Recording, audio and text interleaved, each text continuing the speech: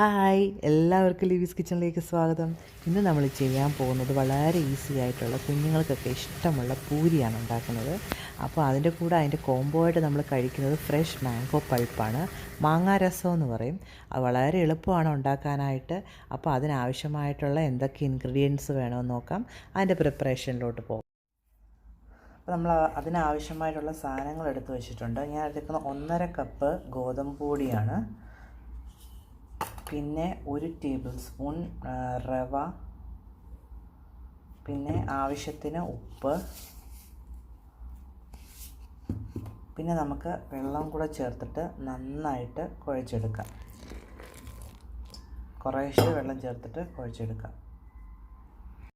ഇത് നമ്മൾ പൂരിക്കൊക്കെ സാധാരണ കുഴയ്ക്കുന്ന ചപ്പാത്തിയുടെ ഒക്കെ പരുവം തന്നെ നന്നായിട്ട് കുഴച്ചെടുക്കുക. കുറേശ്ശെ വെള്ളം ചേർത്തിട്ട് ഇതേപോലെ ഗ്രാജുവലി കുഴച്ചെടുക്കണം. നമ്മുടെ പൂരിക്കുള്ള മാവ് റെഡിയാണ്. അപ്പം ഇത് കുറച്ച് നേരം നമുക്ക് റെസ്റ്റ് ചെയ്യാൻ വെക്കാം. ഞാൻ ഒരുപാട് നേരം ഇത് കുഴച്ചൊന്നും എടുക്കത്തൊന്നുമില്ല, ജസ്റ്റ് ഒന്ന് കുഴച്ച് വെക്കത്തേ ഉള്ളൂ. നമ്മളിതിനകത്ത് എണ്ണയോ ഒന്നും ചേർത്തിട്ടില്ല. നമുക്കിനി ഇത് ഉണ്ടാക്കാൻ നേരത്തെടുക്കാം.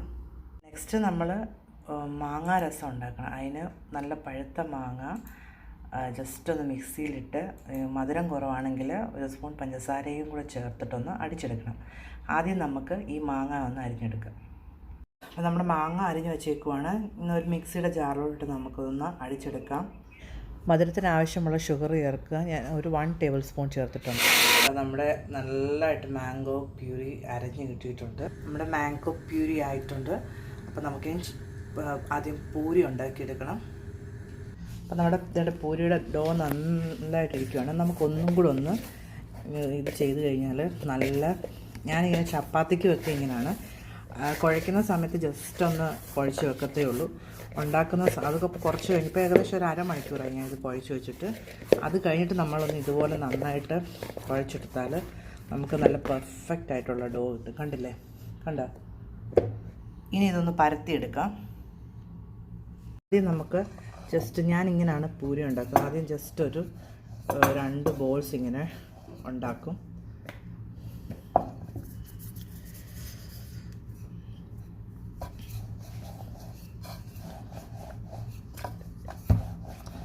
ഇപ്പോൾ 2 എണ്ണമായി. ഇനി ഇതിലോട്ട് കുറച്ച് മാവിടുക. എന്നിട്ട് ഇത് 2 എണ്ണം ഇങ്ങനെ ഉണ്ടല്ലോ ഒരുമിച്ച് വെക്കുക. എന്നിട്ട് ഇത് ഒരുമിച്ച് ഇങ്ങനെ ഇത് ചെയ്തെടുക്കും, പ്രസ് ചെയ്തെടുക്കും.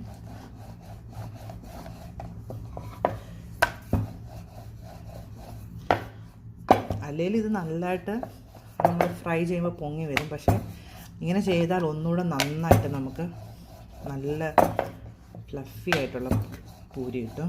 ഏകദേശം വലിയൊരു ചപ്പാത്തി പരത്തി എടുത്തിട്ടുണ്ട്. ഇനി ഇത് ഞാനൊരു കട്ട് ചെയ്തെടുക്കുവാണ്.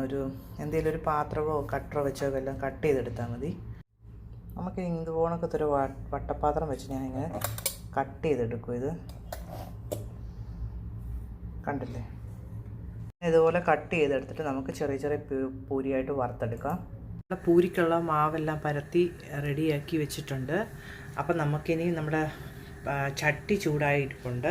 ഒരു ഇരുമ്പ് ചട്ടി വെച്ചിട്ടുണ്ട്. അതിനകത്തോട്ട് നമുക്ക് സൺഫ്ലവർ ഓയിലാണ് വറുത്തെടുക്കുന്നത്. അപ്പോൾ എണ്ണ ഒഴിച്ച് കൊടുക്കാം. നമ്മുടെ ചട്ടി ചൂടായിട്ടുണ്ട്. നമുക്ക് ഓരോ പൂരിയിട്ട് വറുത്തെടുക്കാം.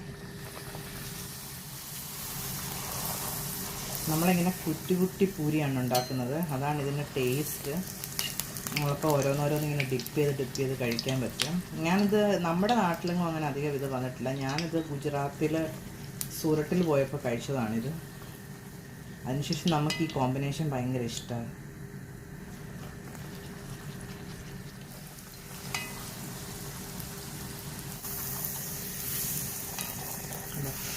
നല്ല സൂപ്പറായിട്ട് പൊങ്ങി വരുന്നുണ്ട്.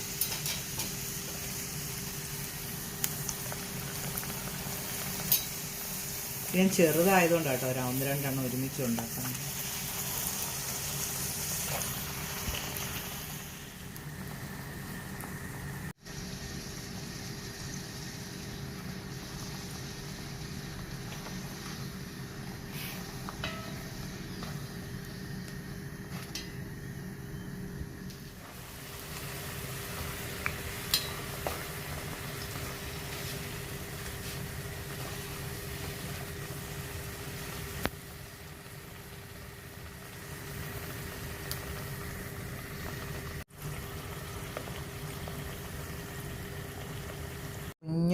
പൂരി എല്ലാം ആയിട്ടുണ്ട്. നമുക്കിനി അത് പാത്രത്തിലോട്ട് മാറ്റാം. ശംഖു ഇതെങ്ങനെ ഡിപ്പ് ചെയ്ത് കഴിക്കുന്നതെന്നൊന്ന് കാണിച്ചേ ശംഖു.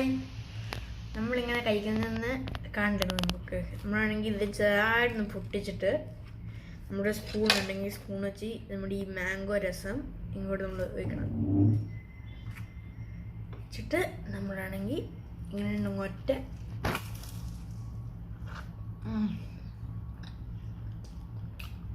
അടിപൊളി. അപ്പോൾ എല്ലാവർക്കും നമ്മുടെ വീഡിയോസ് ഇഷ്ടമായെങ്കിൽ ലൈക്ക് ചെയ്യണം, സബ്സ്ക്രൈബ് ചെയ്യണം. അപ്പോൾ നമ്മൾ പുതിയൊരു വീഡിയോ ആയിട്ട് വരുന്നത് വരെ എല്ലാവർക്കും ബൈ ബൈ.